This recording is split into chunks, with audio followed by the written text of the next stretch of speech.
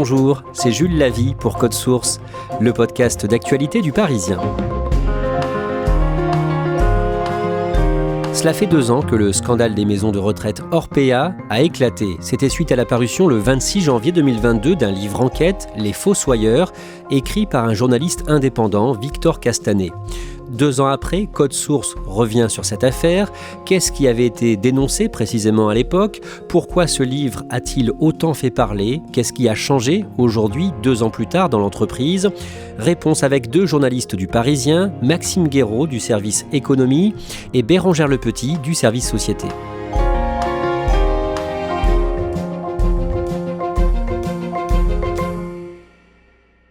Le mardi 27 juin 2023, 2 anciens dirigeants du géant des maisons de retraite Orpea sont placés en garde à vue. 2 jours plus tard, le 29 juin, ils dorment en prison, en détention provisoire. 2 anciens dirigeants du groupe de maisons de retraite Orpea placés en détention provisoire, indique le parquet de Nanterre après l'ouverture d'une information judiciaire. Alors on va voir comment on en est arrivé là, avec vous Bérengère Lepetit et vous Maxime Guéraud. Pour bien comprendre, on va repartir au tout début de cette entreprise, en 1989. Alors au départ, il y a un homme, Jean-Claude Marian, qui est neuropsychiatre de formation et qui va prendre la tête d'une maison de retraite en Charente-Maritime. Et tout de suite, il va saisir le potentiel de ce marché-là. On est au tout début, c'est un secteur qui manque de structuration. Les gens vieillissent, les personnes âgées ne vieillissent plus avec leurs enfants à domicile. Son concept, c'est des établissements d'une centaine de places où il va appliquer une certaine rigueur budgétaire pour dégager de la rentabilité. Dans les années 1990, l'entreprise Orpea monte en puissance. Jean-Claude Marian crée ou rachète des établissements dans des zones à fort pouvoir d'achat pour développer le groupe sur le moyen et le haut de gamme, pour avoir une clientèle qui a de l'argent et qui peut payer des séjours qui coûtent plusieurs milliers d'euros. Et pendant cette décennie, ils vont ouvrir à environ 70 établissements dans toute la France. Et donc derrière ce succès, il y a Jean-Claude Marian et une équipe qu'il a créée. Oui, tout à fait. Il y a notamment 2 personnes. D'abord, Yves Lemann, qui est un peu le financier. Alors de base, c'est un contrôleur de gestion qui va structurer le groupe autour d'un siège très puissant qui va tout contrôler depuis la région parisienne. Et puis, il y a aussi Jean-Claude Berdanck, un consultant un peu cost-killer qui va couper dans les dépenses, faire la chasse aux économies à tous les étages et dans tous les établissements. Dans les années 2000 et 2010, le cours de l'action en bourse grimpe et le groupe continue de grossir, y compris à l'étranger. Oui, il va racheter des petits groupes d'EHPAD dans plusieurs pays, ouvrir des lits en Europe, mais aussi en Amérique latine avec le Mexique, l'Uruguay, le Brésil, mais aussi la Chine. Et tout ça va leur permettre de devenir un des principaux groupes mondiaux d'accueil des personnes âgées. À partir de cette période et dans les années qui suivent, l'action Orpea est très appréciée des investisseurs. Son introduction en bourse en 2002, on est à 12,80 € l'action, on va monter à plus de 100 €.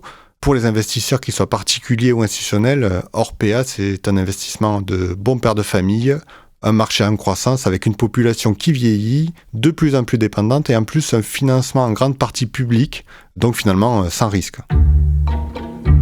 Depuis 2007, les cadres les plus importants d'Orpea sont invités à des séminaires fastueux dans des endroits qui font rêver.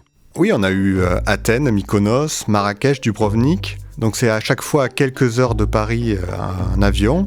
Tout ce petit monde se retrouve début octobre avec environ 500 personnes, des directeurs d'établissement, les directeurs régionaux, les cadres du siège. Et au programme, donc c'est un peu de travail et surtout beaucoup de fêtes, avec champagne, foie gras, huîtres, des sorties en 4x4 dans le désert, en jet ski. Et le point d'orgue, c'est l'invité surprise. Donc il y a eu Patrick Bruel, Calogero ou alors Mika. L'idée, c'est comme dans toute entreprise, de regrouper les hauts cadres dirigeants et un peu une sorte de récompense. Le problème, c'est que certains avaient un peu du mal à comprendre la débauche de moyens pour ces séminaires par rapport aux restrictions qu'ils subissaient tout le reste de l'année pour embaucher ou pour s'occuper des résidents. À partir des années 2020, les séminaires sont plus modestes. Oui, déjà, pas de voyage à l'étranger, on reste en France. Il y a bien sûr le Covid. 2021 a notamment été divisé en 4 conventions régionales Pas de faste, pas de star au programme et des activités beaucoup moins grandioses. Un des participants m'avait notamment expliqué qu'ils avaient eu droit à la visite guidée du château de Chantilly dans l'Oise. Ça fait moins rêver qu'une sortie en jet ski à Mykonos ou en 4x4 dans le désert marocain. Alors est-ce qu'on sait pourquoi tout d'un coup les séminaires sont plus modestes, moins tape à l'œil ? Alors déjà, il y a eu le Covid qui, bien sûr, réduisait un peu le champ des possibles, mais surtout, il se murmurait qu'un journaliste s'intéressait de très près au groupe et à son fonctionnement, alors il fallait faire profil bas. Le 26 janvier 2022, ce journaliste indépendant sort son livre, ça s'appelle « Les Fossoyeurs », il cible le groupe Orpea. Qu'est-ce que l'on y apprend, Bérengère Lepetit, d'abord concernant les conditions de vie des clients, les personnes âgées, dans les établissements du groupe ? On y apprend en fait qu'il y a de fréquentes maltraitances dans les établissements du groupe Orpea. On y apprend qu'il y a des rationnements, notamment de couches pour les personnes âgées. Donc dans beaucoup d'établissements, c'est pas plus de 3 couches par jour. On y apprend qu'il y a des rationnements dans les repas, qu'il y a un sous-dimensionnement des repas par rapport aux besoins quotidiens des personnes âgées. Et puis on y apprend aussi qu'il y a vraiment un personnel insuffisant. Du coup, ça entraîne des séries de négligences en fait vis-à-vis des personnes qui résident dans ces établissements, où on découvre qu'il y a des résidents qui sont laissés pendant des heures dans leurs excréments sans qu'on s'occupe d'eux, qu'il n'y a pas assez de douches qui sont données aux résidents et qu'il y a de graves problèmes d'hygiène. Maxime Guéraud, ce livre fait également des révélations sur les aides publiques récupérées par Orpea. Dans un EHPAD, il faut savoir que le résident paye la partie hébergement, et la sécurité sociale paye la partie soins, et les départements payent la partie dépendance. Et donc ces budgets soins et dépendance, c'est de l'argent public. Donc ils servent notamment à acheter des couches ou des choses comme ça. Et certains fournisseurs d'Orpea accordaient au groupe des remises de fin d'année, des fameuses marges arrière comme dans la grande distribution. Et cet argent-là, qui peut représenter des dizaines de millions d'euros, au lieu de revenir dans les caisses de l'État ou dans le giron des établissements, revenait au siège d'Orpea. Bérengère Lepetit, ce livre fait l'effet d'une bombe. Ce livre fait l'effet d'une bombe, effectivement. Dès le jour de la sortie, tout le monde en parle. Ce n'est plus un livre, c'est une bombe. Les Fossoyeurs, publié chez Fayard. L'onde de choc provoquée par la sortie du livre Enquête Les Fossoyeurs. Les révélations qui ont été faites dans ce livre sont absolument révoltantes. 3 ans d'enquête sur le fonctionnement des EHPAD. L'ampleur des révélations contenues dans le livre ne pouvait pas laisser indifférent. Je pense que le sujet atteint l'opinion publique, ça marque les esprits, parce que tout le monde dans sa famille peut potentiellement avoir quelqu'un de concerné finalement. Et puis tout de suite aussi, ce qu'on peut dire, c'est qu'il y a des répercussions sur le cours d'Orpea à la bourse. Il y a, je crois, le jour de la sortie, le cours d'Orpea baisse de 60% à la bourse. Un livre qui paraît aujourd'hui a fait dévisser en bourse, moins 16% pour le titre d'Orpea. Il y a une réaction du gouvernement. Donc à l'époque, c'est Brigitte Bourguignon qui est ministre déléguée à l'autonomie. Elle réagit en disant qu'il faut absolument renforcer le contrôle dans les EHPAD. Nous allons essayer de leur redonner la mission première, le sens de leur entreprise, qui n'est pas qu'une entreprise lucrative. Les personnes âgées, c'est pas un produit commercial. Ce sont des gens et qui ont droit au respect. Elle dit à l'époque qu'il faut taper fort pour montrer qu'on ne fait pas n'importe quoi. 3 jours après la sortie du livre, l'hebdomadaire Le Canard enchaîné révèle un présumé délit d'initié de la part du directeur général du groupe, Yves Lemann.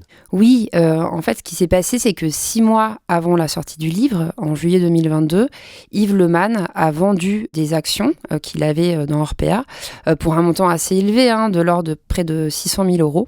Ce qu'on lui reproche, en fait, le soupçon qui pèse sur lui, c'est qu'il a fait ce qu'on appelle un délit d'initié, c'est-à-dire qu'il a vendu ses actions parce qu'il savait que le livre allait sortir, qu'il y aurait des informations confidentielles qui allaient y être révélées et que le cours de l'action d'Orpea allait baisser. Le 30 janvier 2022, Yves Lemann est remercié et, à cette période, Bérengère Lepetit, plusieurs enquêtes sont ouvertes. Oui, alors plus tard, il va y avoir une enquête judiciaire, mais dans un premier temps, c'est l'État qui veut d'abord éclaircir ce qui se passe au sein du groupe Orpea. Brigitte Bourguignon, la ministre chargée de l'autonomie, décide de lancer 2 enquêtes. L'une de l'IGF, donc l'Inspection générale des finances, et l'autre de l'IGAS, l'Inspection générale des affaires sociales. L'idée étant de venir un peu confirmer ce que dit Victor Castanet dans son livre. Maxime Guéraud, à ce moment-là, la survie d'Orpea est en jeu ? Déjà, il y a le scandale dû au livre de Victor Castanet, mais il faut savoir que c'est un groupe qui traînait déjà une dette assez énorme, on parle d'une dizaine de milliards d'euros, due notamment à son expansion effrénée dans les années 2000 et 2010. Et il y a aussi un contexte bien particulier avec le Covid, la hausse des taux d'intérêt et le marché immobilier qui se retourne. Il faut savoir que le groupe Orpea s'est beaucoup développé sur l'immobilier et effectivement, toute une série de facteurs font que le groupe est en difficulté. Et à tel point que l'équipe de transition, à un moment, va se demander comment ils vont payer les salaires des employés pour le mois suivant. L'État va décider d'apporter son soutien à l'entreprise en difficulté. Via la Caisse des dépôts, qui est un peu le bras armé financier de l'État, qui va être le leader d'un groupement avec la Maïf, le CNP Assurance et la mutuelle MACSF, qui vont décider d'apporter de l'argent frais à Orpea.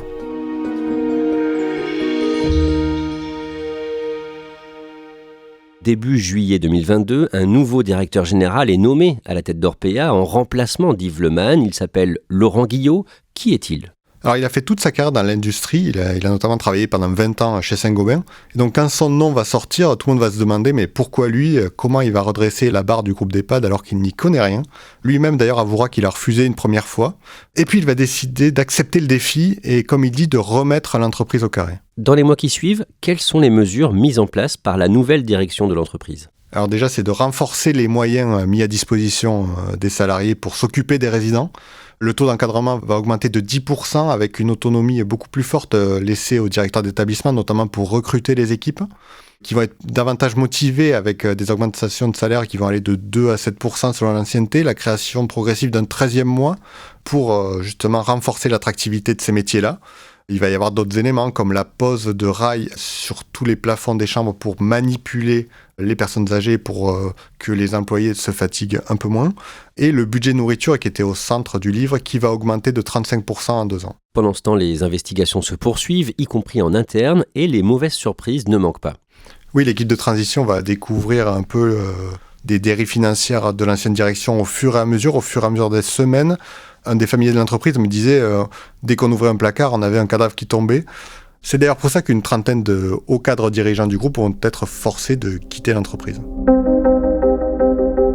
En 2023, le 27 juin, Yves Lemann, l'ancien directeur général, et l'ancien directeur financier d'Orpea sont tous les deux placés en garde à vue. On en revient donc au début de cet épisode de Code Source. 2 jours plus tard, ils sont mis en examen pour escroquerie, blanchiment et corruption. Ils sont toujours en prison au moment où l'on enregistre ce podcast, le lundi 22 janvier. Maxime Guéraud plaçait des cadres des cols blancs suspectés de malversation en détention derrière les barreaux. C'est rare. Oui, cela témoigne de l'ampleur du scandale et de la gravité des faits qui leur sont reprochés. Si on se replonge sur les 30 dernières années, des anciens dirigeants d'entreprise derrière les barreaux, il n'y en a pas eu tant que ça. Vous avez eu Bernard Tapie ou Loïc Le Floch-Prigent, l'ancien patron d'Elf Aquitaine, mais ça se résume à ça. Le 7 janvier 2024, Bérengère Lepetit, Le Parisien révèle qu'Orpea est visé par une enquête pour homicide et blessure involontaire. Il y a plusieurs motifs pour l'ouverture de cette enquête. Il y a homicide involontaire, blessure involontaire, non-assistance à personne en danger et mise en danger de la vie d'autrui. La justice, désormais, se penche sur le cas Orpea pour tenter d'y voir plus clair en fait, sur ce qui s'est passé pendant toutes ces années. Maxime Guéraud, le même jour, le dimanche 7 janvier, vous avez signé un long dossier sur Orpea, 2 ans après. À cette occasion, vous avez interrogé le directeur général, Laurent Guillot. Est-ce que l'entreprise est sauvée de la faillite aujourd'hui ? Alors on peut dire oui. Le groupement mené par la Caisse des dépôts a apporté 1,5 milliard d'euros d'argent frais. La moitié de la dette a été effacée. Et le groupe a aussi décidé et commencé à vendre une partie de son parc immobilier. Et à terme, ils ne détiendront plus que 20 à 25% des murs des EHPAD qu'ils exploitent. Au-delà de ça, est-ce que les clients d'Orpea, les personnes âgées, sont mieux traités aujourd'hui dans les établissements ? Les conditions sont réunies en termes d'effectifs, de matériel, de budget nourriture par exemple, pour que ça se passe mieux. Mais aucun EHPAD, que ce soit Orpea ou un autre, n'est à l'abri d'un scandale, puisque c'est un secteur où l'humain joue un rôle essentiel, que ce soit les salariés, qui font un métier éprouvant aussi bien physiquement que psychologiquement, et d'un autre côté, les résidents qui sont âgés et donc fragiles. Mais en tout cas, la course effrénée au rendement chez Orpea, c'est terminé. En tout cas, la Caisse des dépôts qui mène le groupement qui a pris les rênes d'Orpea n'a pas fait de la rentabilité son objectif premier. L'essentiel pour eux, c'est d'améliorer les conditions d'accueil des résidents et la rentabilité doit venir dans un second temps. Bérengère Lepetit, par contre, les maisons de retraite Orpea ne font pas le plein. Non, elles ne font pas le plein. En fait, dans les EHPAD, on parle de taux d'occupation des établissements. Ceux d'Orpea étaient autour de 87% avant qu'éclose le scandale. Là, on se retrouve avec des taux d'occupation autour de 83%. Donc la différence n'est pas énorme vue comme ça, mais pour Orpea, c'est quand même beaucoup en termes d'impact sur la rentabilité financière du groupe. Et puis, ce qui se passe, donc il y a Orpea, mais finalement, ils ne sont pas les seuls, parce que du coup, le discrédit est jeté sur l'ensemble du secteur des EHPAD privés. D'ailleurs, il y a un marché qu'ils développent sur ce créneau-là, en fait, des intermédiaires qui font du démarchage téléphonique auprès des familles. Et il y a des commissions assez importantes qui sont versées à ces intermédiaires s'ils arrivent à faire placer les personnes âgées dans les groupes d'EHPAD privés. On a beaucoup parlé dans ce podcast d'Orpea, mais Bérengère Lepetit, plusieurs autres grandes entreprises du secteur sont en mauvaise posture aujourd'hui. Oui, le discrédit sur le secteur des EHPAD privés, il est général. D'autres entreprises sont concernées. On peut parler du groupe EMRA, qui est visé aujourd'hui par différentes plaintes de familles pour des cas de maltraitance, des séries de négligence, la mise en danger de la vie d'autrui. Il y a aussi le groupe Medicharm qui est au bord de la faillite, qui est en mauvaise posture financière. Son ancien PDG, Patrick Boulard, a d'ailleurs pris la parole à l'automne dernier en disant que le modèle des EHPAD était en train de s'écrouler, que Medicharm, c'était un groupe qui était en difficulté, mais que c'était l'un dans une longue liste d'autres groupes qui se retrouvaient aujourd'hui dans une situation très compliquée.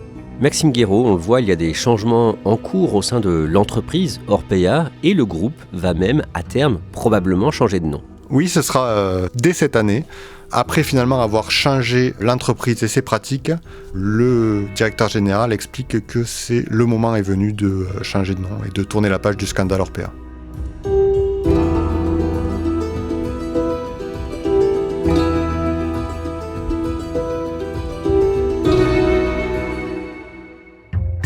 Merci à Bérengère Lepetit et Maxime Guéraud. Code Source est le podcast d'actualité du Parisien. Cet épisode a été produit par Barbara Gouy et Raphaël Pueyo. Réalisation Pierre Chaffanjon. Si vous aimez Code Source, parlez-en autour de vous, laissez-nous un commentaire ou des petites étoiles sur votre application audio préférée. Vous pouvez nous écrire à cette adresse, codesource@leparisien.fr. Code Source, c'est un nouveau sujet d'actualité chaque soir de la semaine du lundi au vendredi. Et le samedi, ne ratez pas Crime Story, le podcast de faits divers du Parisien.